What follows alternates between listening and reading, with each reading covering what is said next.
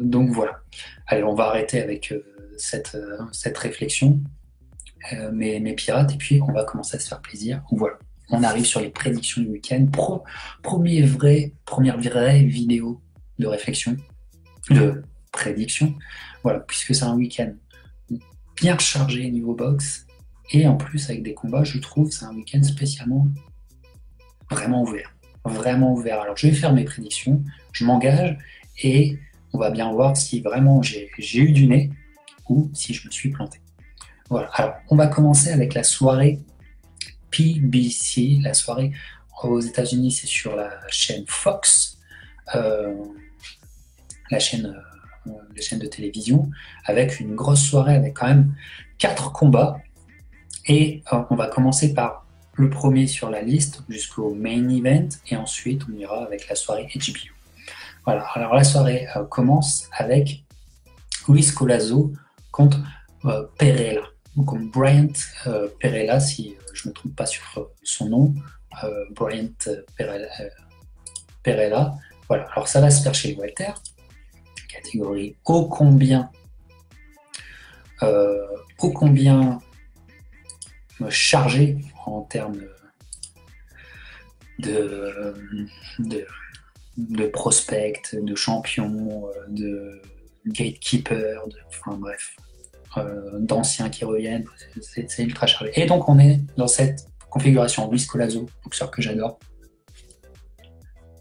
dur au mal, gaucher, longue carrière, vétéran maintenant.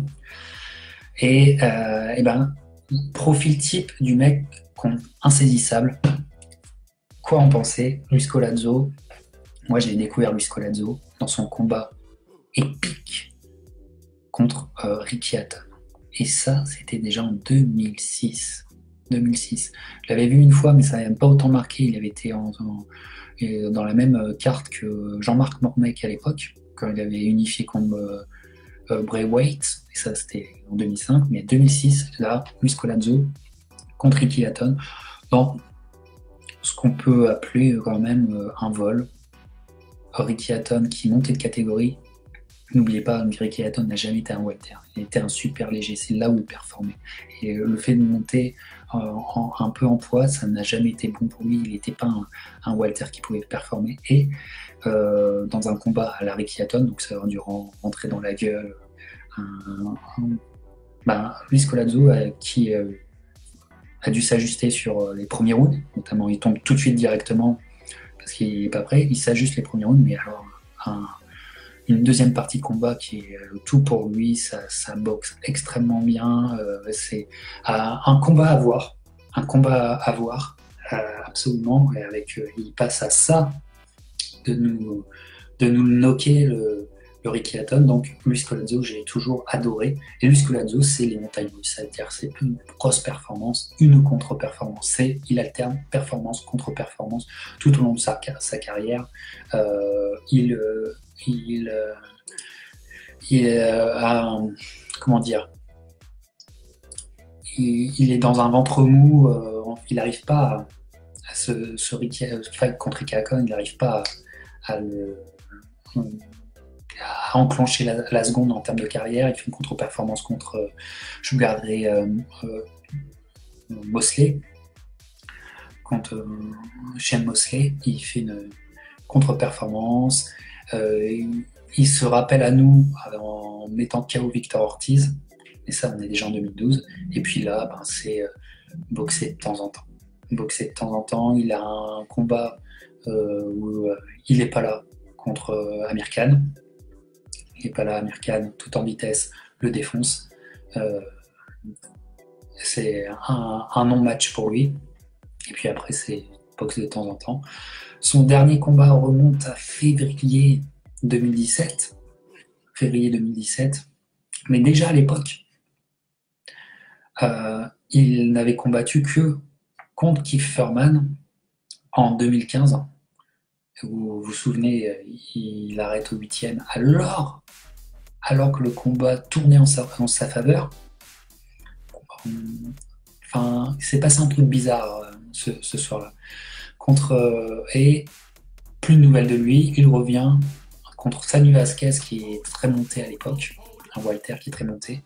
Et puis là, combat, il le met KO, je crois, en 4 rounds. Il le défonce. Voilà, renaissance, et énorme performance de Luis Collazo. Et puis plus rien. Et puis plus rien. Et là, il revient contre un Brian Perella. Brian Perella, 15 victoires, une défaite. Une défaite notamment contre Yordenis Ugas, qui est en pleine ascension en ce moment, par arrêt de l'arbitre. Il est revenu contre Alex Martin, qui est un bon southpaw, voilà, mais dans un combat très difficile sur la fin, et heureusement que le combat n'a pas duré un round de plus, sinon il était mal. Donc, finalement, un mec sur le retour qui a un peu plus d'activité, Luis Collazo, quoi en penser? C'est un combat ouvert parce que ça dépend de comment monte sur le ring Collazo, s'il veut absolument gagner ou s'il est là pour un chèque supplémentaire, pour dire de ne pas combattre pendant 1 an de plus, voire 2. Alors, ça va être vraiment celui qui a le plus envie sur ce combat, mais en termes de science du ring, l'avantage énorme est à Luis Collazo, et pour cette raison, je vais prendre un petit risque et je vais vous dire Luis Collazo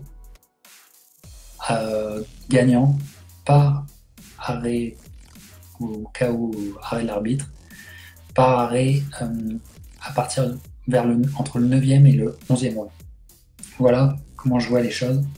Donc si le même Collazo qu'on a vu contre Sammy Vasquez gagnera largement ce combat. C'est ce que je pense, et même si le Perella a sa carrière encore devant lui, je mets ma pièce sur le vétéran, sur l'expérience, la très bonne expérience de Collazo, boxeur dur au mal. Et voilà, alors premier combat, Luis Collazo par l'arbitre à partir du 9e. Voilà pour ma première prédiction. Allez, on enchaîne en termes de prédiction. On enchaîne avec le deuxième combat de la soirée PBC, Marcus Browne contre Lenin Castillo. Pour ce deuxième combat, avant que je fasse une pause et que je recommence le live, Marcus Browne contre Lenin Castillo. Combat intéressant puisque vraiment il y a de la qualité, il y a de la valeur. Marcus Browne est sur une montée énorme depuis 2 ans. Il a fait les Jeux Olympiques de 2012. On ne s'en est pas rendu compte, mais il est dans un même profil que Errol Spence en termes de boxe. Voilà. Très très très bon boxeur. Voilà, il a peut-être eu 1 ou 2 combats dans sa carrière compliquée, mais le reste c'est vraiment la domination. Son année 2017 est extrêmement bonne. Il gagne par KO au premier round son dernier combat en janvier. Et normalement, il était prévu pour qu'il affronte, ils avaient un accord avec Kovalev. Normalement, c'était Marcus Browne qui devait être contre Kovalev ce samedi.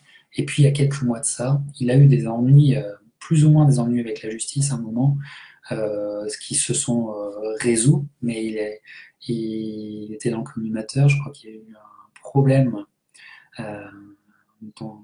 un problème, pas clair avec sa femme, etc. C'était absolument pas clair, et donc les managers ont eu peur de la mauvaise publicité que ça pouvait faire, et donc c'est tombé à l'eau, alors qu'ils avaient ils avaient pris un engagement, les deux camps avaient pris un engagement. Donc Marcus Browne sera ce soir contre Lenin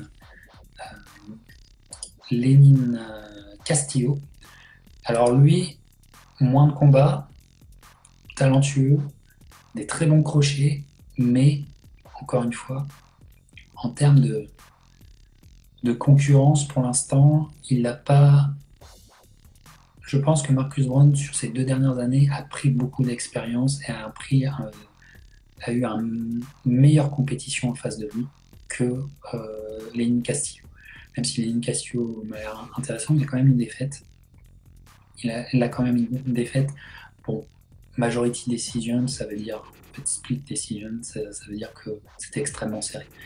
Mais j'y vais avec Marcus Brown parce que Marcus Brown a tout à perdre avec une contre-performance et il a absolument besoin de gagner ce combat pour prendre le vainqueur du Kovalev-Alvarez. Je vous garantis que ça sera s'il gagne, ça sera le futur adversaire de Kovalev ou de Alvarez. Donc Marcus Brown, je le vois gagner et il doit gagner vraiment impérativement, il doit marquer les esprits et je pense qu'il y va pour le chaos et je pense que Castillo va avoir les 5 premiers rounds très très difficiles. Si ça va au-dessus du 5, ça sera plus ouvert pour Castillo, mais je pense qu'il ne va pas pouvoir réussir à passer, aller au-dessus de la confiance qu'a en ce moment Marcus Brown sur le ring.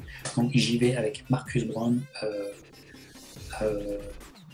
pour ce combat et j'y vais avec un KO au 5e round. Voilà, là je prends un gros risque. Et puis on enchaîne sur cette soirée PBC avec la sous-carte, le combat, le co-main event avec le retour de Peter Quillin contre J'Leon Love.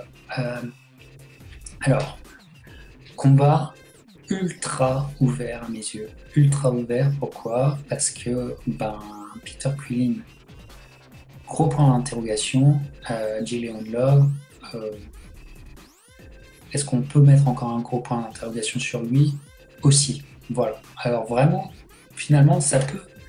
Il y a deux aspects. Ça peut être un combat tout pourri, comme ça peut être peut-être le combat de la soirée, parce que les deux ont absolument besoin de la victoire, et surtout d'une victoire assez marquante. Ils ont besoin de marquer les esprits pour continuer quoi que ce soit dans leur carrière.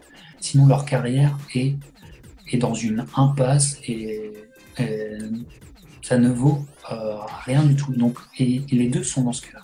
Peter Quillin n'a boxé qu'une fois, elle a boxé un mec un inconnu, une fois depuis son arrêt contre Danny Jacobs en décembre 2015. Il a boxé une fois, il a fait plus d'une année, il a fait je crois 15 mois sans boxer, où on se demandait ce qu'il faisait. D'ailleurs, on se demandait tellement qu'il y a eu beaucoup de rumeurs de choses comme quoi, et en fait, il pouvait pas remonter sur le ring. Il y aurait eu qu'il aurait un problème, c'est presque interdit de ring. Donc, il y a quelque chose qui l'entoure qui sonne pas bon. Le mec, si vous le suivez sur les réseaux sociaux, est pratiquement et à continuer de s'entraîner, de se mettre en condition, que ça soit du côté de Virgil Hunter à San Francisco, mais un peu pour rien, parce qu'en fait, il n'y a jamais eu de combat qui soit arrivé. Le mec se remettait en mode training camp, plus ou moins, mais avec aucun objectif. Ça me paraît très très dur de s'entraîner en tant que boxeur professionnel en n'ayant rien de prévu. C'est un peu s'entraîner dans le vide, quoi. Se préparer dans le vide. Alors ça vaut pour quoi? Ça vaut pour des boxeurs, des journeymen qu'on appelle, des boxeurs qui peuvent être appelés en short notice, genre 3 ou 4 jours avant un combat. Si c'est ton quotidien de boxeur, tu as intérêt à être toujours prêt. D'ailleurs, c'est le fameux adage don't get ready, be ready. C'est-à-dire le pire danger, c'est devoir te mettre en condition pour un combat. Il faut que tu sois déjà prêt en toute occasion, tout le temps. Voilà. Et lui, malgré ce qu'il dit, ça me paraît impossible d'être resté 16 mois en mode combat. Voilà, donc c'est très compliqué ce qui s'est passé. Il est revenu à New York, il a lâché Virgil Hunter, il est revenu à New York, là d'où il vient, il est reparti dans les salles d'où il vient, etc. S'entraîner. Je pense que ça, c'est un bon aspect. ça simplifie sa vie et ça a un bon aspect. Leon Love, bon, il a jamais été, il a jamais eu de ceinture, mais à un moment c'était un nom chez les super Walter. Chez les super Walter. Et puis, histoire de dopage, il s'est fait prendre par la poitrine, notamment, vous vous souvenez, dans son combat contre Gabriel Rosado. Il y a longtemps de ça, hein, Gabriel Rosado, qui pour moi avait gagné le combat. Et il s'était fait déjà un volet, puis après on apprend le mec était chargé. Enfin, peut-être qu'ils le sont tous. Hein. Lui, il était juste assez con pour se faire choper. Donc ça a déréglé toute sa carrière, En plus, signé par Mayweather Promotion, ça veut dire que tu boxes une fois par an, de temps en temps, maximum 2 fois par an. Et là, on se retrouve chez les super moyens. Ça me paraît compliqué. Dans les 5 derniers combats de Leon Love, il y a des mecs qui avaient 11, 12, 13 défaites. Bon. Ça me paraît compliqué, je sais pas ce qui se passe, mais le fait est que le Love, s'il perd samedi, c'est fini pour lui. Faut qu'il aille chercher un boulot, travailler de 9 à 5, parce que c'en est fini. Et Peter Quillin, s'il ne gagne pas aussi de façon claire et précise, les gens ne pourront pas le reprendre sérieusement. Donc, un combat plus ouvert, puisque s'ils y vont dans une mentalité je gagne, ils peuvent pas lâcher le truc. Alors, je pense que Love est un meilleur boxeur que Quillin, mais je pense que physiquement, on va voir si le menton de Quillin tient, hein, parce que là, il a été mis à mal et on peut avoir des interrogations. Mais, encore une fois, en termes d'expérience, il a combattu une meilleure opposition, et en termes de poids, je crois que Quillin est à son poids. Il a toujours eu du mal à faire les moyens. Extrêmement mal à faire les moyens. Ça a toujours été un problème pour lui. Parfois, il n'a pas boxé aussi parce qu'il savait qu'il n'arriverait pas à faire le poids. Et combien de fois il n'a pas réussi à faire le poids, notamment contre Andy Lee. Donc là, il n'y a plus, d'excuses. Il est chez les super moyens, donc au niveau du poids, il doit être bon. Alors que Love, il n'est pas à son poids de forme, il n'est pas à son poids où il peut compétitionner. Donc, pour ces raisons, je vois encore une fois en deuxième partie de combat, allez,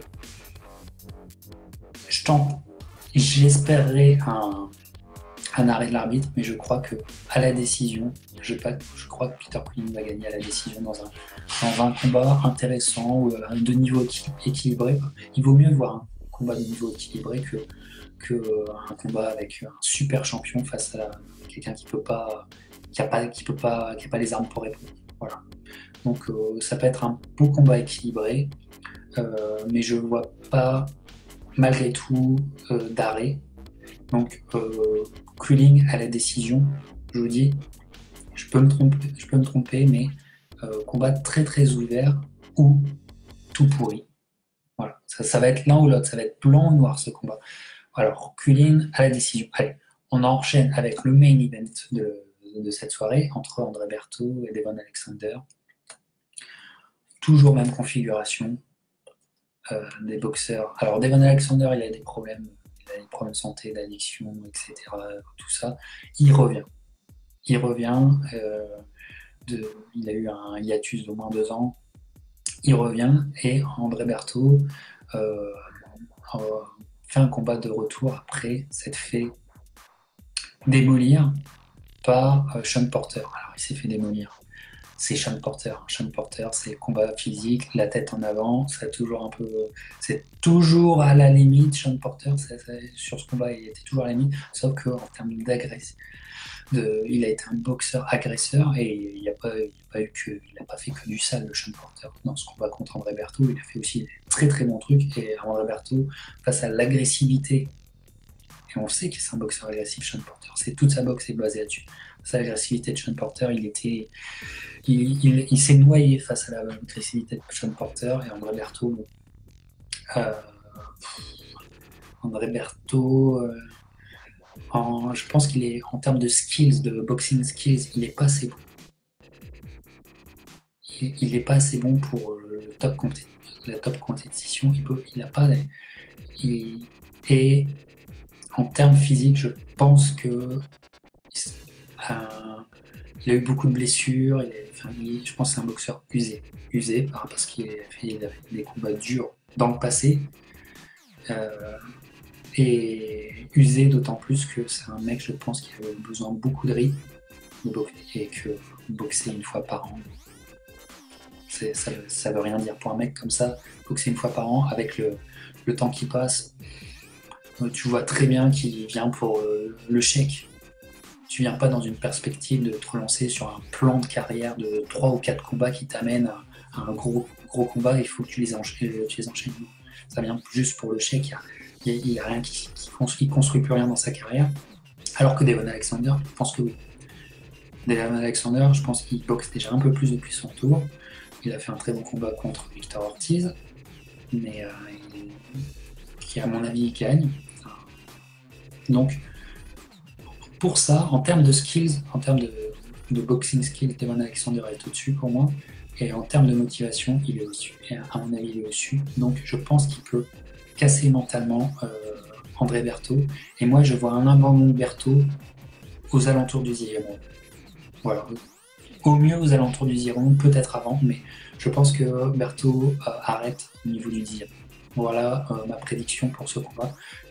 Encore une fois, si Devon Alexander monte motivé, je pense qu'il l'est.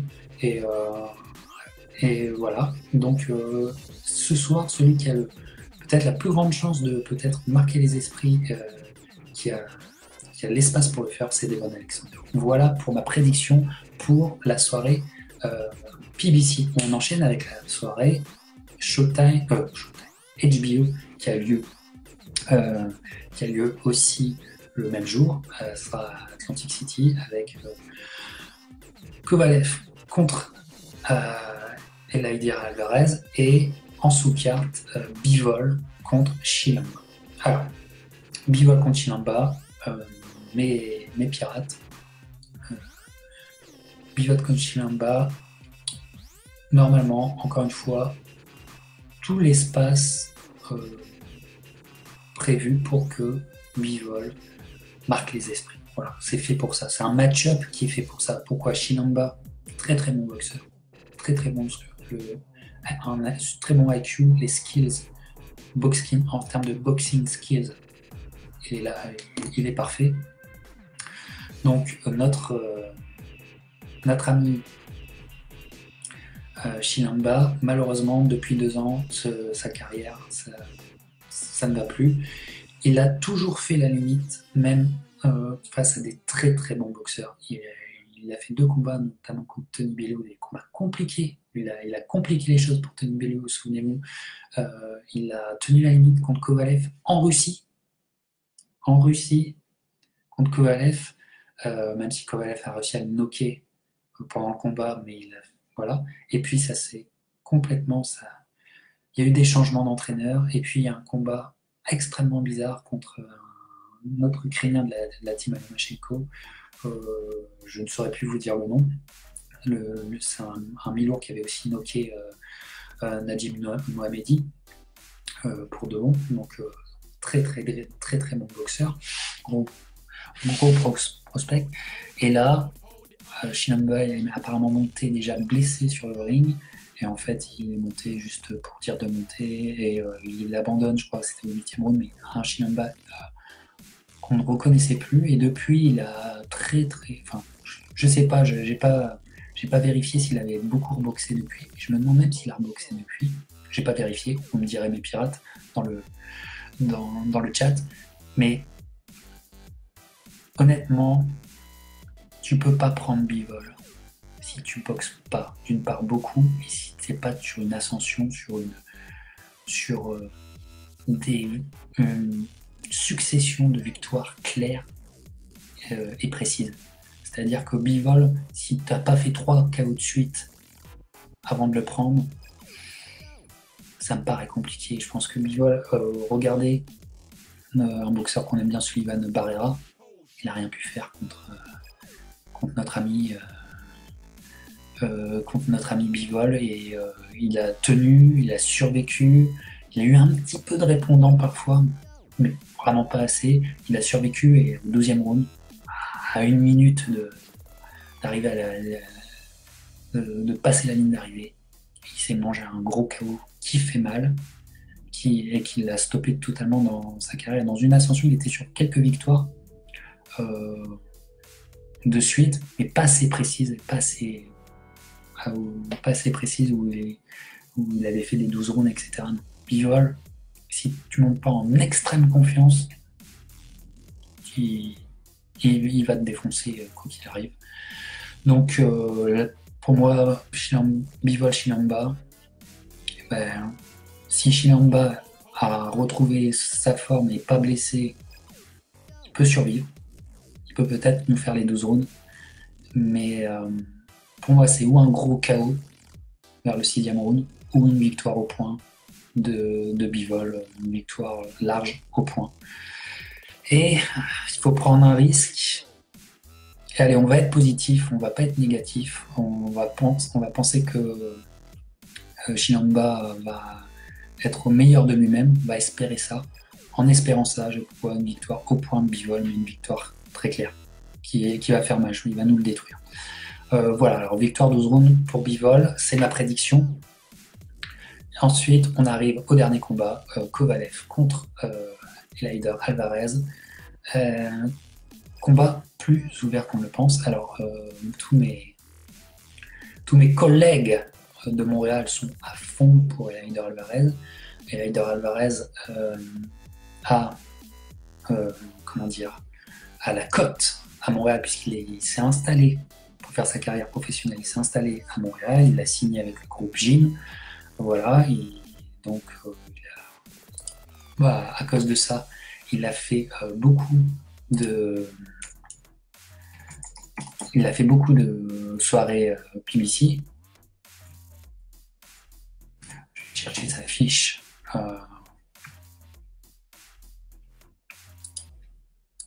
Je vais chercher sa fiche pendant que je vous parle. Alors 23 combats, aucune défaite, 11 KO. Son ratio KO, voilà, c'est un boxeur qui fait mal, mais je pense pas que ça soit un énorme puncher. Voilà, et donc, pour en revenir, mes collègues de Montréal sont à fond derrière lui. Il a la cote, il s'est fait adopter par les Québécois. Il a eu raison, il a fait des efforts pour ça, donc c'est toujours à noter, c'est toujours appréciable quelqu'un qui essaye d'apprendre le français, etc. Donc vraiment, bon mec, absolument bon mec et bon boxeur. Et le hasard fait que mon entraîneur Roland Moses a partagé le village olympique en 2008 avec Eleider Alvarez, parce qu'ils ont été tous les deux olympiens. Donc ils connaissaient Eleider Alvarez, et c'était déjà chez les Olympiques, c'était un mec déjà qu'on regardait au gros niveau, s'il n'a pas ramené de médaille. Donc tout me porte à aller sur Eleider Alvarez. Mais malheureusement, je pense qu'on aussi un phénomène qui se passe, c'est qu'on diminue la qualité, on diminue l'aura, on diminue l'intensité de Kovalev depuis quelques temps. Kovalev, n'oubliez pas, il faisait peur à tout le monde jusqu'en 2016, jusqu'à son combat contre Isaac Chilampa. qui a rencontré André Ward. C'était une terreur absolue, un monstre, un monster sur le ring, et qui faisait peur à toute la catégorie, à tout le monde.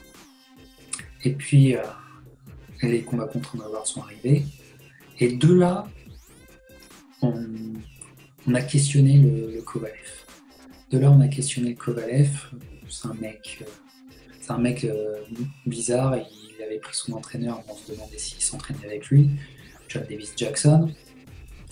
Ça s'est déréglé. Les deux combats d'André Ward ont tout déréglé, même si le premier il le gagne. Et de là, Kovalev, maintenant, on le prend pour quelqu'un de prenable. Mais je crois que Kovalev a fait des changements dans sa carrière, revenu avec son entraîneur de toujours, je crois. Et je crois qu'il est là aussi pour essayer de laver les affronts qu'il a vécu. Alors, j'irai un peu à l'inverse de mes collègues montréalais qui voient Elaider gagner. Non, je pense que c'est un combat beaucoup plus compliqué que ça. Et on oublie un peu de regarder aussi la fiche de Elaider Alvarez, et la fiche, je vais vous la faire, il y a des points d'interrogation. L'année 2017, il ne fait que 2 combats, mais il nous met KO Lucien Boutet. Est-ce que Lucien Boutet était pas déjà fini à l'époque? Question, mais il était chez les Milours aussi, et ça avait toujours bien un nom chez les Montréalais. Il nous l'a séché. Jean-Pascal, il fait 12 rounds. Jean-Pascal arrive à survivre au jab, au combat il arrive à tenir les 12 rounds. Mais finalement, on peut voir aussi, dans un autre sens, on peut voir aussi qu'Elaider n'arrive pas à le finir. Il n'arrive pas souvent à les finir ses combats. C'est pour ça que je me dis que c'est pas un puncher. Parce que, regardez à part le KO de Boutet, tous ces autres combats pour des mecs qui sont vraiment des mi-lourds, ça allait à la décision. Contre des vrais mi-lourds, ça va à la décision. Et puis, j'aimerais revenir aussi sur un combat il faut remonter à 2014, il y a 4 ans déjà. Il y a 4 ans, en 2014, un combat contre un mec qui avait à l'époque 10 victoires, 0 défaites, et après ce combat, il ne fera qu'un autre combat, il arrête sa carrière. On a oublié Andrew Gardiner, c'est un mec d'Ottawa, un petit gars trapu, et il nous a sorti, et qui, normalement, qui n'est même pas de l'ordre du prospect, qui normalement aurait dû se faire lyncher par Alvarez, et ben il a tenu 12 rounds, et honnêtement, allez voir ce combat contre Gardiner, il a sorti le combat. Il a été l'agresseur. Il a tenu le combat. Il a boxé en sur-régime pendant 12 rounds, parce que c'est comme une petite équipe de Coupe de France qui arrive à rivaliser avec une équipe de Ligue 1 pendant 90 minutes. Là, c'était un peu le même type.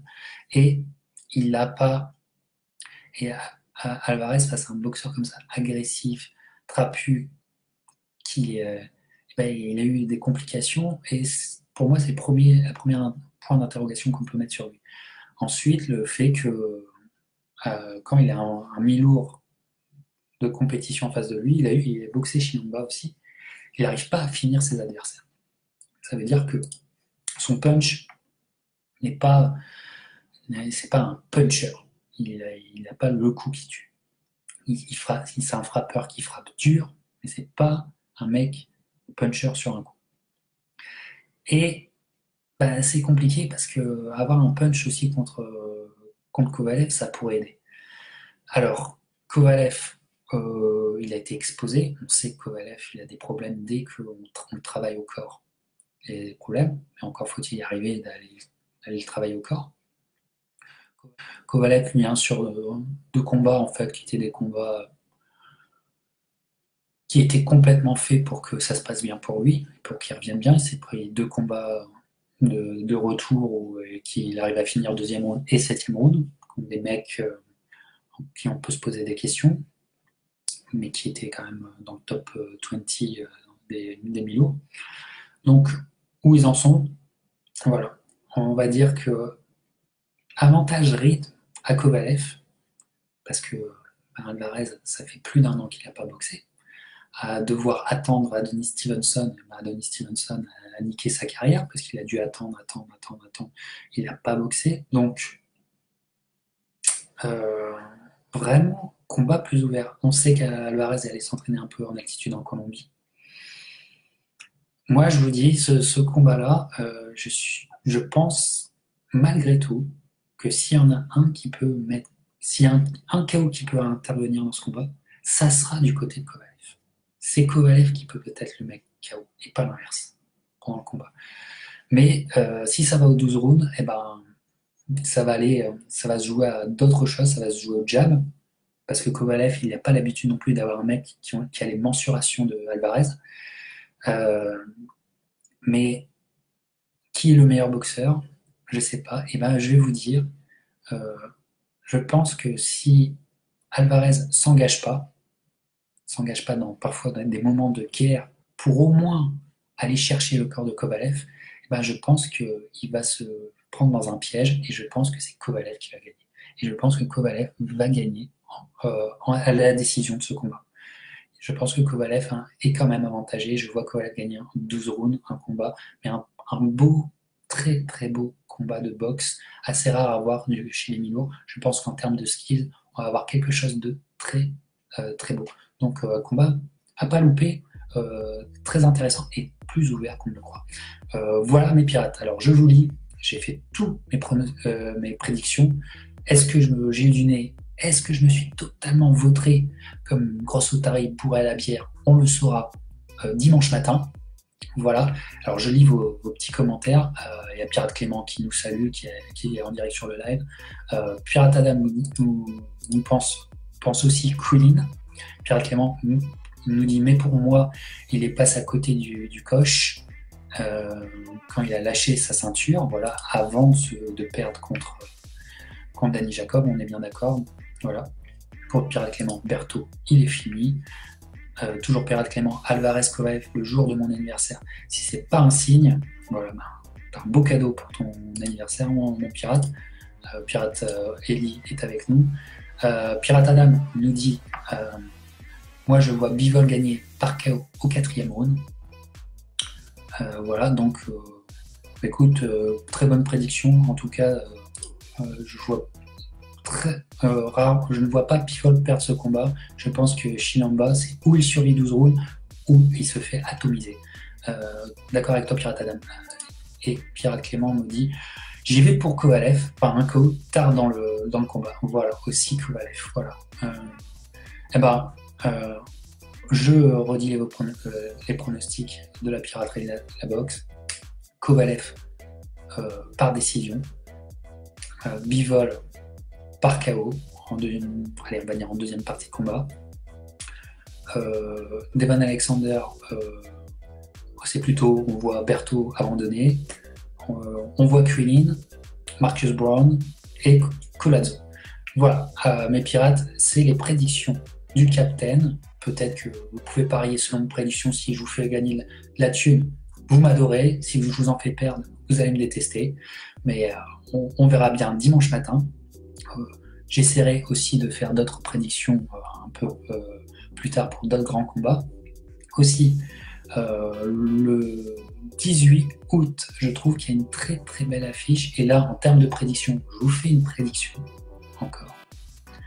Vous allez avoir le vainqueur du combat du 18 août va affronter Lomachenko en décembre. Garantie du capitaine. Ce combat 18 août, c'est Beltran contre Pedraza. Voilà. Ils sont tous les deux signés par Top Rank, donc c'est sûr qu'ils vont s'affronter. Ray Beltran a une ceinture chez les légers. Et José Pedraza revient plutôt bien après sa défaite il y a presque un an et demi. Il y a plus d'un an et demi contre Gervonta Davis, où il s'était fait atomiser. Lui qui est un très bon boxeur, il s'est fait atomiser. Il revient bien, il a eu un combat dur, mais un très beau combat de boxe dernièrement. Et Ray Beltran contre Pedraza se fait le 18 août. Et ben je vous dis, ça, déjà, en termes pugilistiques, ça va être un très beau combat. Mais je vous annonce que Ray Beltran va gagner. parce qu'il est sur une ascension. Il est plein de motivation, il est très confiant. Ses 5 dernières prestations sont excellentes, excellentes. Et ça sera. Et les mecs combattent pas pour la ceinture, ils combattent pour le gros combat contre Lomachenko, et donc un plus gros chèque que d'habitude, même si ça va pas être astronomique, mais c'est quand même un plus gros chèque que d'habitude en décembre. Et je vous dis, Ray Beltran contre Lomachenko en décembre, ça va se faire.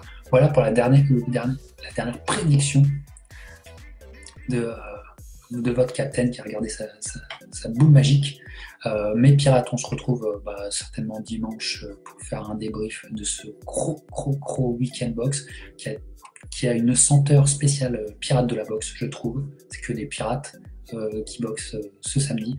J'espère que vous allez kiffer, j'espère que vous passez une bonne semaine, et puis on se rejoint bientôt sur la page YouTube et surtout Facebook pour des lives que j'ai envie de faire quand j'ai envie de le faire. Je vous fais un petit live pour passer du temps avec vous. Portez-vous bien, entraînez-vous bien, on ne sait jamais, un clash peut arriver. Ciao.